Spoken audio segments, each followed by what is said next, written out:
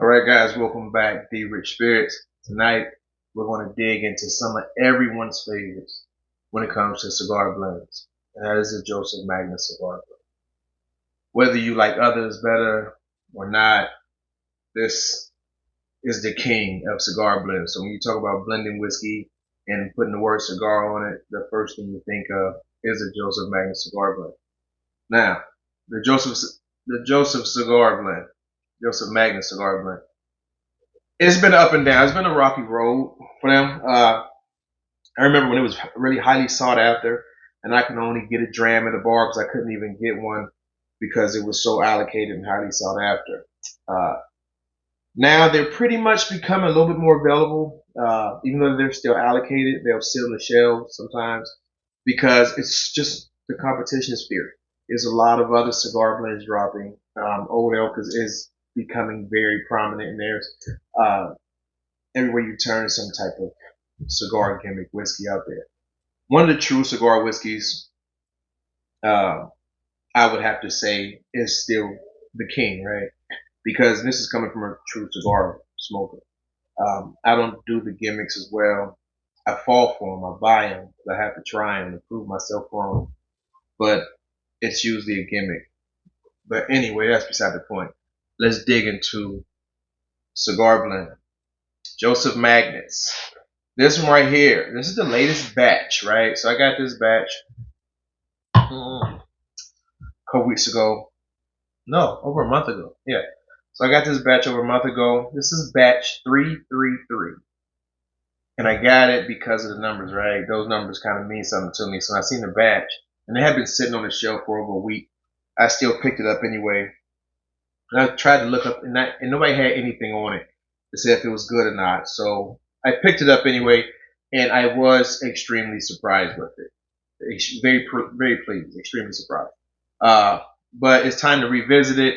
I haven't revisited it since I got it, and I'm also going to bring in my other batch from last year. This is what's left of last year's batch. This is batch 167. So I'll be tasting 167 in comparison to batch 333. On the nose for 333.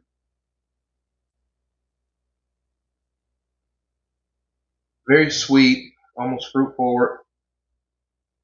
Not red fruits, you get like a dry dark fruit, raisins, dates, honey. Very nice in the nose. Some little graham cracker in there as well. Very rich. This is last year's 167.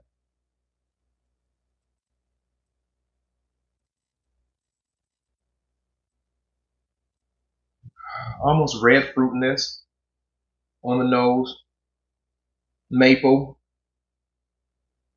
This nose is a lot more muted. And that's what I recall on it from last year. Every time I had it, I felt the nose was muted. It wasn't as, out there, boom forward. But the proof on this one, the 333, we're looking at 56.46 ABV. The proof on last year's 167, batch 167, 59.78, just short of 60% ABV. But the nose is definitely 333. It's very prominent. It's very like, hey, I'm here. Look at me. The other one's kind of hidden in the closet. Oh, the nose is really coming out now. You get some milk chocolate. You get grandpa's like pipe tobacco, chewing tobacco, real strong in that. Little hints of strawberry in there as well. Uh, let's go on the palate.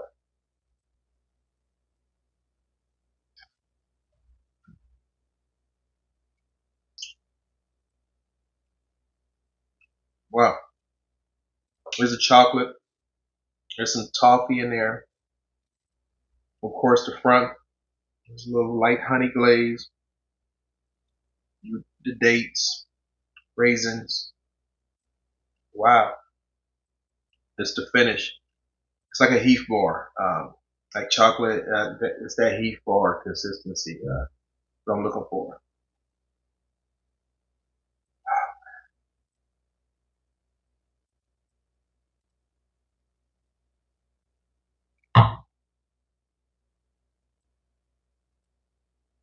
The batch 333 is bringing their, it's leather, honey. It's not maple now, it's honey on the palate.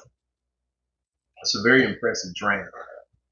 Just as when I cracked it on the first pour, I was very impressed with it compared to the last one I had. So now I haven't had this palate. I haven't had this one on the palate in a while, but it's time to revisit.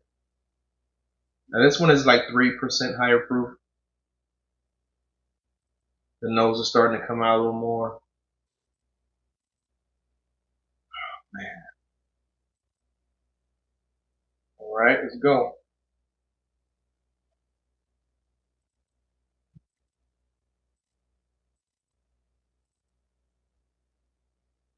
Okay.